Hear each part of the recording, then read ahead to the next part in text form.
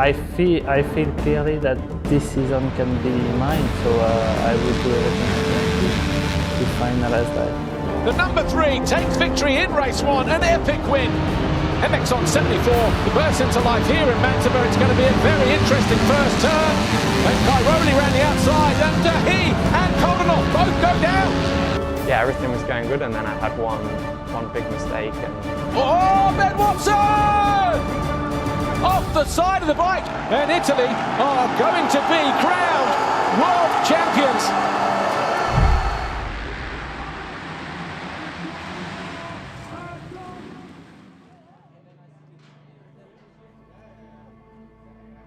The WMX class often struggles for hype and attention. That changed when Courtney Duncan came into the picture. Before Duncan had even stepped foot onto an MXGP track, there was hype, excitement, talk about just how good she is and how good she can be. And she backed all of that up by going 1-1 in her first WMX event. So I got my first bike when I was 7 years of age, and at that point it was kind of, just a hobby and something I did because my friends did. And it wasn't until I was about 12 or 13 I caught it on TV. At the time in New Zealand we had some pretty big superstars like Catherine Pram, Josh Coppins, Ben Townley overseas killing it on the world stage, and from that point it probably twisted my arm and made me think that's what I want to do. One day I'm going to be in that position, and one day I'm going to be going for a world title, and surely enough 10, 15 years later here I am. So Duncan now in second position and going after Livia Lancelot. Well, there's been a lot of hype around this young 20-year-old from the South Island in New Zealand. Around the outside, good drive there, and goes through the inside.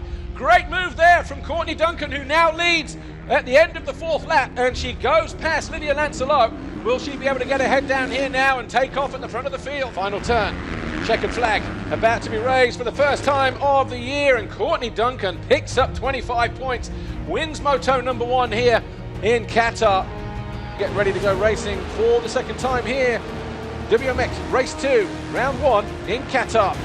So Duncan leads the way here on the very first lap in WMX race 2. 151, the JCR Yamaha rider from New Zealand, makes it a perfect evening here in Qatar. She double moto wins here at the opening round, and that is a big win for her. Oh, it's bittersweet right now. I'm over the moon. It's been a tough week, and coming in, you don't know what to expect. It's the first time I've ever been to a GP, let alone race 1. So just stoked to be able to be here, and I couldn't have done it without, obviously, my family. My dad's here, well, stepdad's here, and he's been unbelievable this week. Everyone over home's been just behind me so much. Obviously, my team.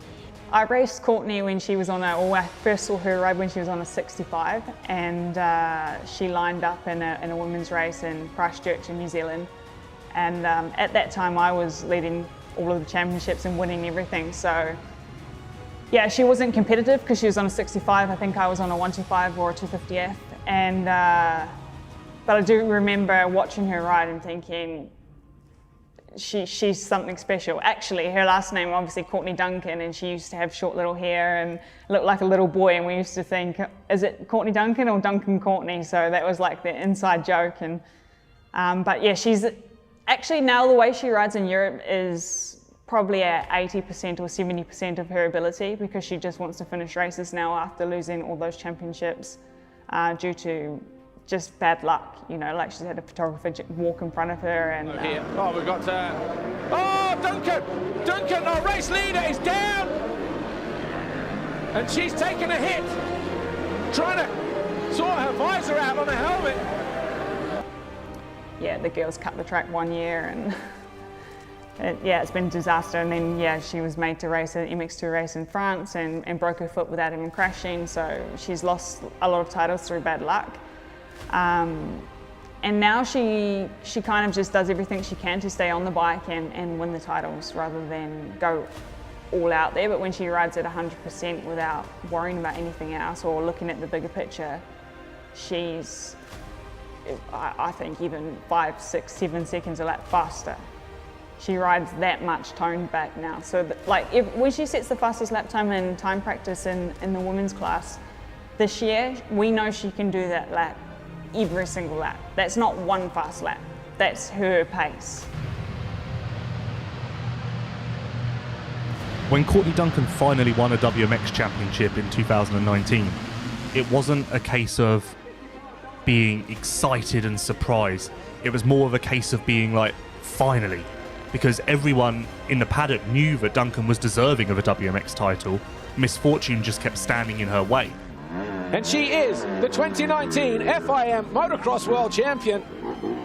And finally, she's done it. And I'm lost for words, just, it's indescribable. Like, I come out and I won my first race, and man, I expected big things out of myself and everyone around me also, and I just had to take my time and learn from all these mistakes and failures, and when we felt like quitting, we kept going, and here we are, world champion.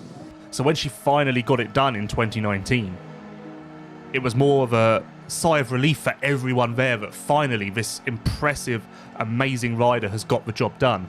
Duncan is similar to Jeffrey Hurlings in a lot of ways, where when she is healthy, when she is at her best, few people in the world think she can be beaten to a championship, and we've seen that now in 2019, 2020. Here is Duncan, the number one DRT Kawasaki. Third is enough to be crowned world champion for a second time. This one's for everyone, you know, you just can't do this alone, so thank you. Yeah, I don't know whether it's WMX or anything, but any world champion on a team is a plus if you market it right. You know, there's an audience for everything, and you know, for any product to be able to say, you know, they have a women's world champion is sort of demographically correct at the moment. I think it was so tough because in 2016, my first pro race, I'd already set the bar so high for myself, coming out winning on debut, and you know, you think to yourself at the time, oh, this is going to be, you know, a little bit of a walk in the park, but you're just so naive and you're so young and you have so much to learn, and I made mistakes along the way, and I'm going to be honest and put my, you know, hand up and say a lot of them were my own fault. Just made stupid mistakes at costly times, and in the end they cost me race wins and cost me points, and ultimately that cost me championships. So I think I just had a lot of growing up to do, but it definitely tested me a lot. It tested the resilience, and there was times when I lay in bed, especially after losing that first World Cup with the injury, and thinking, do I want to do this? Do I want to keep going? But looking back at it, yeah, I'm definitely glad I did, and it's just something that you have to persevere with the time and learn from the lessons, and I can say it all paid off. Check out those lines in the sight and lap, okay? Because there's a few different lines that they weren't taking in practice. That you can go inside a little bit more, even coming along the pit lane straight as well. They're going quite far out. I think you can come in a bit more here. You know, one thing about Courtney is she sort of rides, you know, you wouldn't know if she was a guy. You know, she's sort of, you know, her corner speed and the way she sort of floats around the track is sort of pretty amazing. I'd say she has, you know, more corner speed than quite a lot of riders. But here we are, temperatures 16 degrees, barely a cloud in the sky over the Dolomite Mountains here. It is the most picturesque racetrack that we have in Europe, possibly. Not having, you know, your friends and family and comfort there can be tough sometimes, especially after a bad day, especially after a bad performance. But then again, like, when I pack my bags and say goodbye to my family, yeah, there's a huge purpose behind that. You know, you're flying 24 hours on the airplane to the other side of the world on your own, and I'm not just doing that to fill the gates. Like I say, I'm doing that because the purpose is to be a world champion, and I think it definitely drives me that extra bit further. You ready? No panic. No panic. Doesn't matter if you get a bad start, nothing, just keep it. Look what happened last week. You get a bad start and you come through to first, so. And the riders just making their way into position.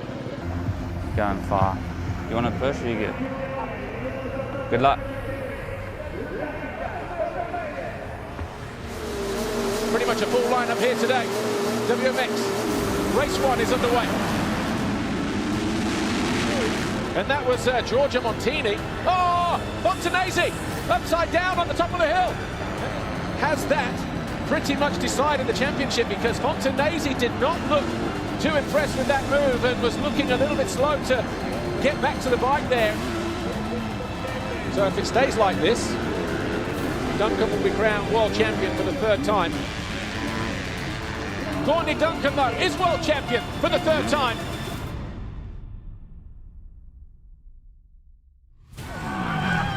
Well, she puts all of that to bed here, and she can celebrate as a world champion for the third successive time.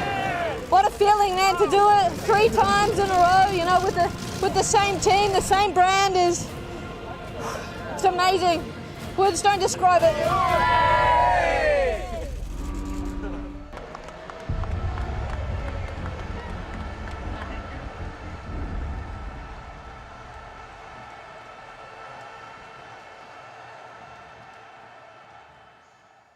The 2021 MXGP series has been phenomenal.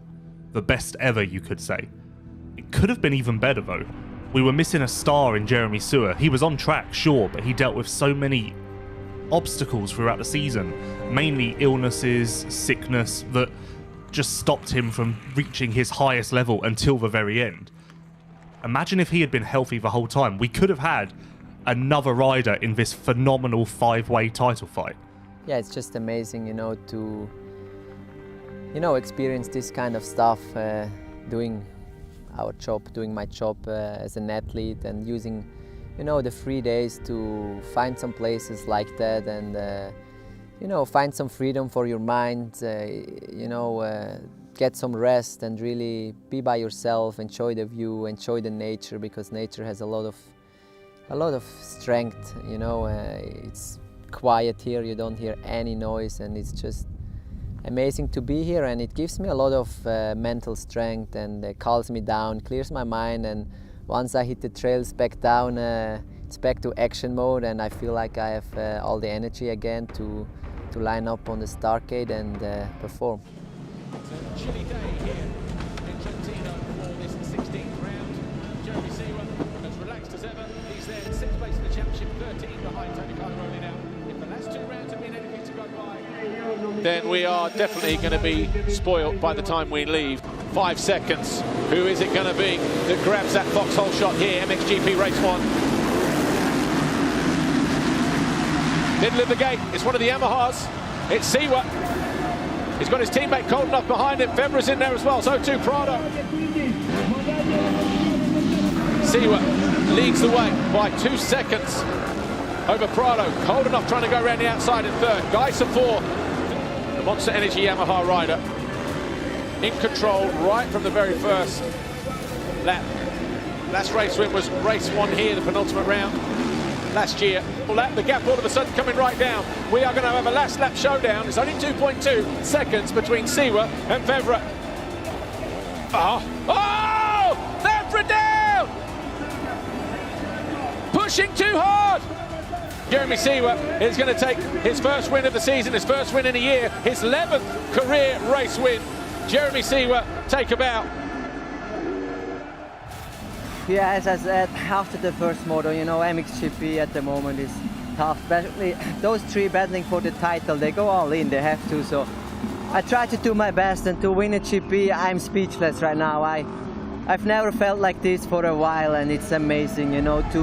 I won a GP last year, but it wasn't the same. Now I crossed the finish line and I knew this one is mine, and it's incredible. A big thanks to all around me, especially like my mechanic. He's working day and night for me, and he brought me back where I am now, and now this is amazing. Thanks all of you.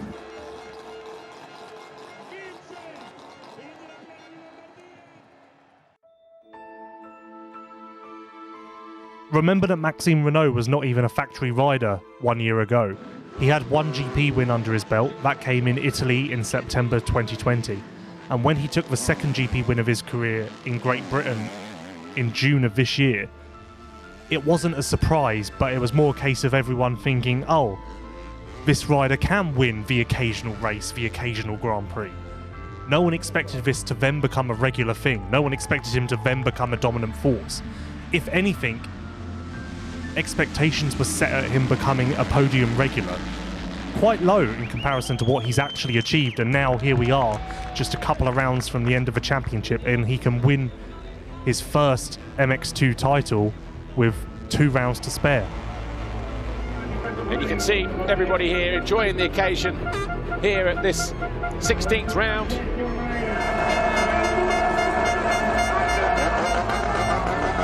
as the atmosphere continues to build. Let's take a look at the top 5 in the championship as we head into MX2 race 2. Maxime Renault now 101 points clear of Diogo Geerts, which means if he finishes ahead of Geerts and Vial, he can be crowned world champion here today. MX2 race 2, all eyes towards the right-hand side, centre of the gate, and once again Tom Vial in there, Renault to the outside. He's at the inside of his teammate, Beniston, and Diogo Geerts in there as well. And the lead has changed hands. Renault leads on lap 5. It's been a tough journey for him to overcome the injuries, the adversity, to turn it around, to continue to work hard. He can't believe it.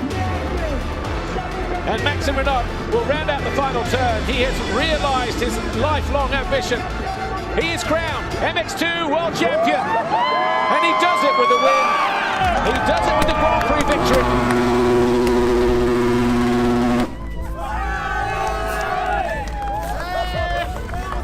Maxime Renault is an unexpected champion, but not unexpected in the sense that no one thought he could do it. Unexpected in the sense that it happened so quickly. I don't think even Yamaha, the contracts prove it.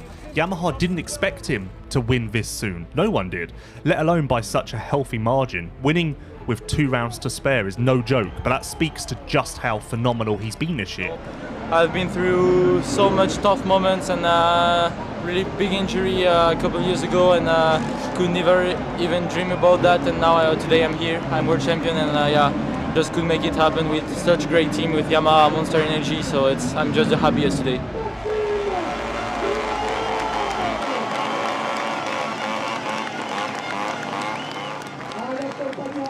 Welcome back to Italy for the final round of the FIM Motocross World Championship. It's round 18. It's taken a while to get here, obviously, for obvious reasons, but we are here in Mantova for the MXGP of Città di Mantova. It's hard to believe that the MXGP class is coming down to the final round. It's so rare for a championship fight to actually come down to the final round or moto, let alone it be this close. We've got 3 riders who can win this thing quite easily. They're all capable, they've all proven they're capable.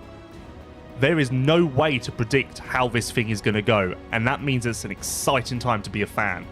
I've been really impressed with Febvre this season. No matter what happens, no matter if he wins this championship or not, this has been a real resurgence for him. He's going to have to go through Jeffrey Hurlings, and that's a rider that no one wants to face in a title battle. People from the outside see him as quite a special guy. I mean, one that's maybe quite hard to crack, let's say, and kind of work out.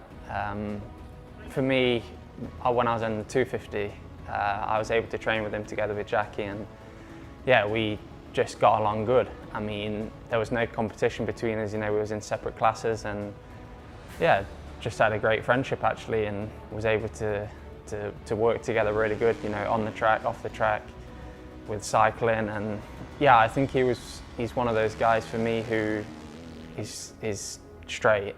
He's not about all the bullshit of you need to be on this program and eating this, and he's just straight. He focuses on his job and gets it done.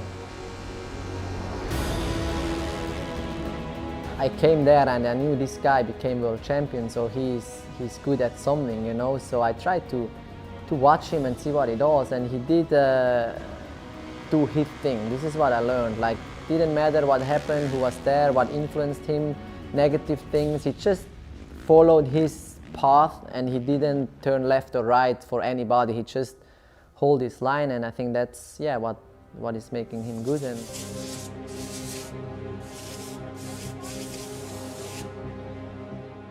talking to other riders about you, they think that your 2 strengths are being mentally strong and also your aggression. Would you agree with that? Yes. Yes, yeah, no, I agree. And like you say also, I had some many bad years, bad injury, and sometimes I wasn't good enough. And I came back to fight and to be just better every year. And seems this year it's working pretty well. But you don't know what's gonna happen. You know, sometimes you can. Tomorrow I can get injured in 2 weeks or whatever. It's just you have to be really strong mentally. It's what I think I am, and yeah, you have to have some aggression also on the track to fight for the first position. Coming into the final race then, Jeffrey Hurlings, Roman Febvre, they are tied on points. The only other time we've seen this, 1988, the 1-2-5 season, Jean-Michel Bayle and Dave Strybos.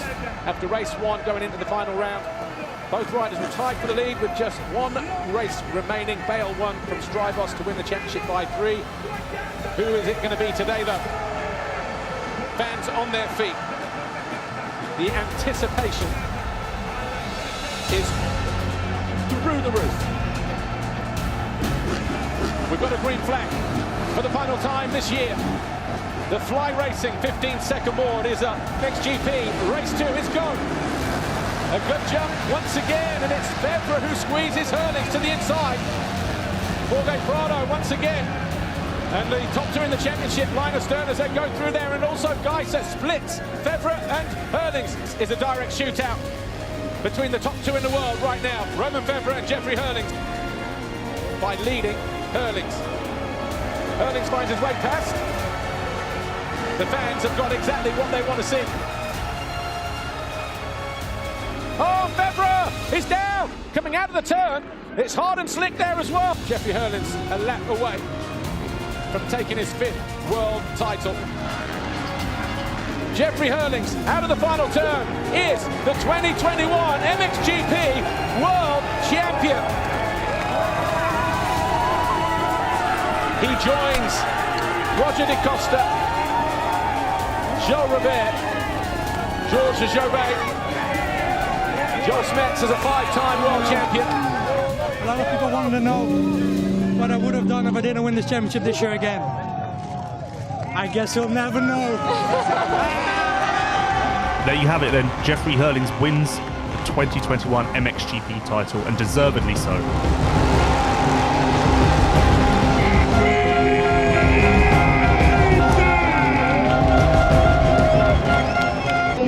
Yeah, I feel mad to myself for sure, but that's racing. It's the hard way to lose, but it's like this. Yeah, I gave my all, and yeah, at the moment it's really tough, but yeah, I will go through and then battle next year. Okay, thanks very much. The 2021 MXGP series is going to be remembered for a very long time. 2022 could be even better though. Jeffrey Hurlings is going to be back to defend his crown. Roman Febvre is going to come out with a vengeance.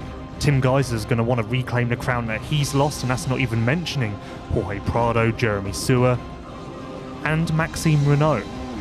The MX2 World Champion is ditching his YZ250 FM and stepping up into the MXGP class for the first time with Monster Energy Yamaha Factory MXGP.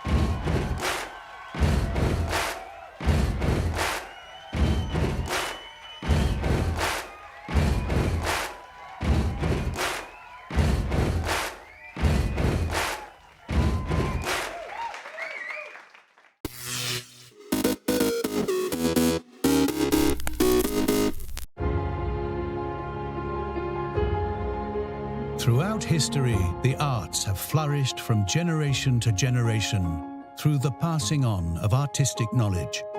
The Rolex Mentor and Protégé Arts Initiative revives and modernizes the tradition of mentoring. It exemplifies Rolex's pursuit of excellence, symbolized by the word perpetual.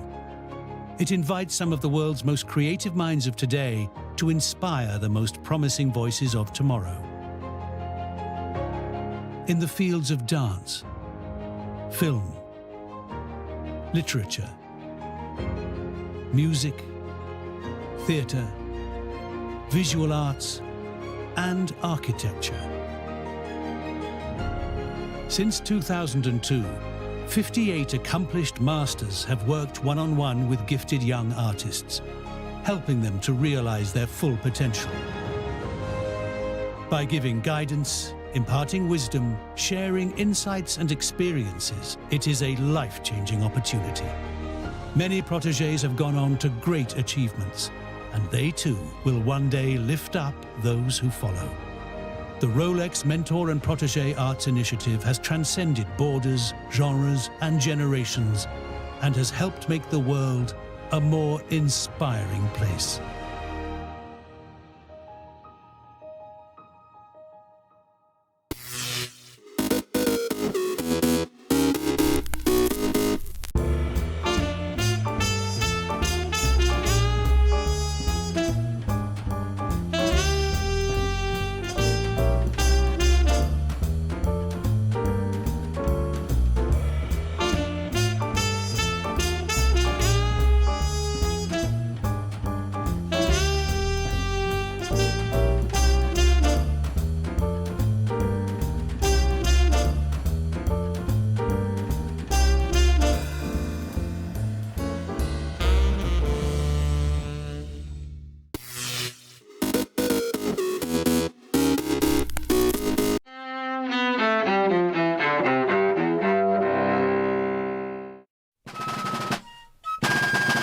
December 14th, 1799.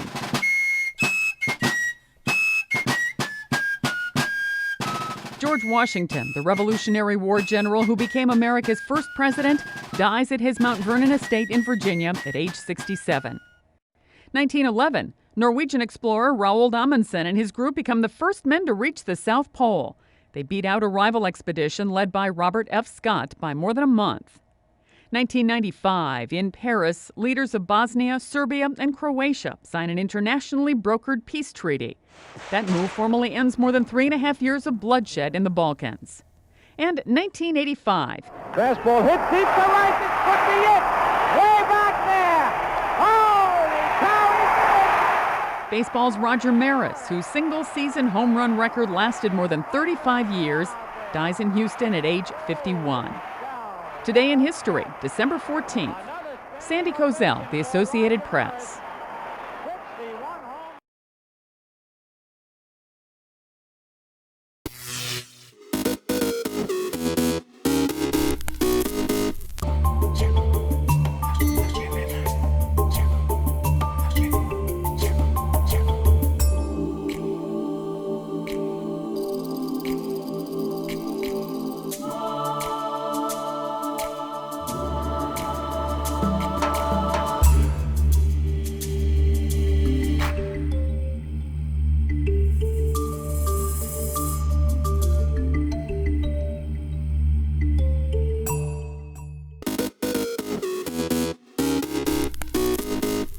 Welcome back in our studio, and in today's news,